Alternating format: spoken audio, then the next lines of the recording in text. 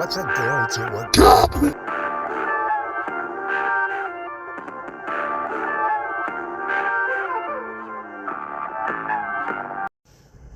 Yo, what's good, my fellow squad busters? The Bandit event is in full swing, so make sure you get her while you can. Now, since you watched my last video, you already know how to get her. I mean, you can simp and pay 25,000 coins, or, bro, you can just sack up and grind.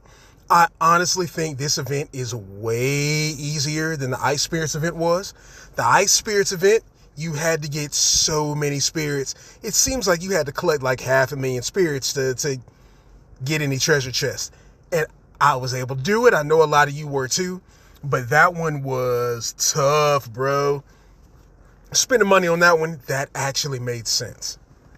Now, I think a lot of people actually are making the choice to go ahead and grind Bandit out. And because of that, it seems like the matches have been a little sweaty since the event started. But it's cool. When they get sweaty, I come with that extra cold game to cool them off, you know? Overall, I'm not mad at how the things have been, but there was one huge disappointment, like really big disappointment that throws everything off. And I'll talk about that one later. All in all, though, it seems like Bandit will be a pretty good, maybe even an excellent addition to the Squad Busters roster. I mean, she's got high health and DPS for a supplier. Matter of fact, I think she has the highest DPS of the suppliers. Right under her would be Pam. I know Pam was 170. I'm pretty sure Bandit was 180. I have to review consult the Buster card and find out. And then she's got a very high health also.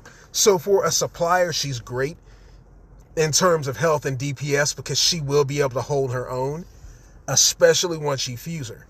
Now, the other good thing about her, as you know, is she starts you off with gems. Base level, she starts you off with 7 gems.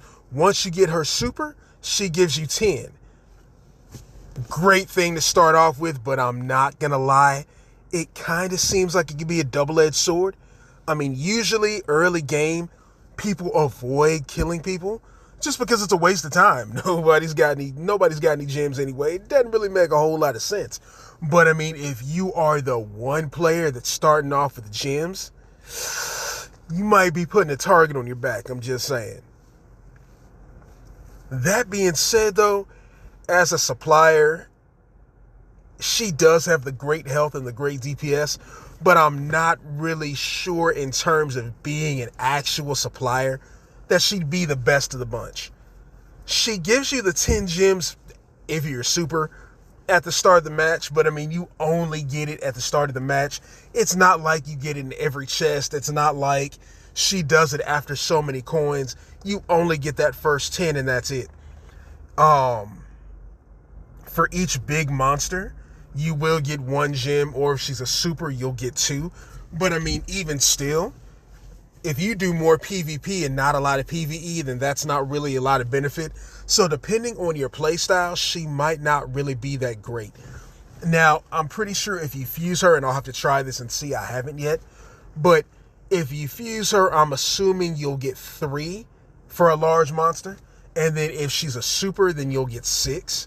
In which case, that's actually not that bad. If you're using a farm comp, for example, then that just adds to what you're farming, and that can actually go a long way. That can be kind of clutch, kind of like the way Penny is with her maps. Maybe not as powerful as Penny, but could still be pretty powerful. Yeah, I could definitely see putting her in a farm comp. I would probably use her with like Greg, Colt, and some defender. Knowing me, probably heavy, maybe Primo also. I'd use Greg because I feel like he's better in the middle in the event that when I work towards the middle, there's more trees than there are carrot patches. So consequently, and I'd be in the middle fighting the bigger monsters to get the 2 extra gems. So it seems like Greg would be a better synergy with her, just a little bit, but still would be a better synergy with her than Mavis would be. And then Colt, because of his high DPS, he can still get the job done farming monsters. Bo, I mean, that's what he's built for. But what Bo ain't built for is PvP. We all know that. So I don't want to be, as my dad would say back in the day, caught with your drawers down if I've got Bo and now I can't fight because my whole focus was farming monsters. So yeah, I would put her with, like, again, Greg Colt and probably Heavy. And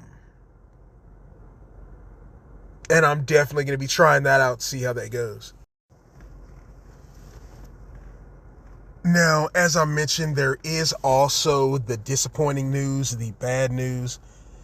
And I grinded. I did. I played the 25 matches. I got 100 gems per match. Some of them were top 5 finishes. Some of them weren't. Some of them were against sweats. Some of them weren't. A couple of them I got busted, but I still went in there and I did the thing. I unlocked her.